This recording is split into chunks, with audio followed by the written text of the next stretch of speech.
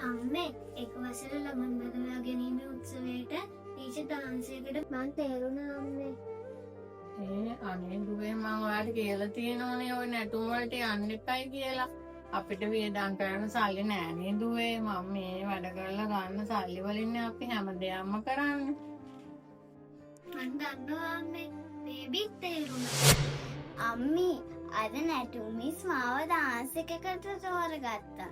අනේ හරි ෂෝක්නේ. මම දන්නවනේ ඉතින් මගේ දූ ඩාන්ස් කරන්න හරි දක්ෂයි කියලා. අපි ලස්සන ඇඳුමක් ඇඳලා ලස්සනට ඩාන්ස් එක කරමු එහෙනම්.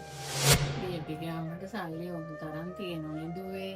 එයාට ලස්සන ඇඳුමක් අඳලා ඒගොල්ලන්ගේ අම්මා ඒකට ඉදිරිපත් කරාවේ. ඒගොල්ලන්ට ඕන තරම් සල්ලි තියෙනවනේ.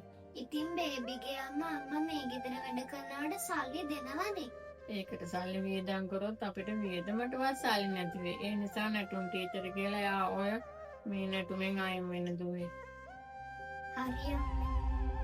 තුමුල නමුණු කුලගිරිහිස උදුල සඳ මඩල දුටු නැත රැවටුනා තමයි.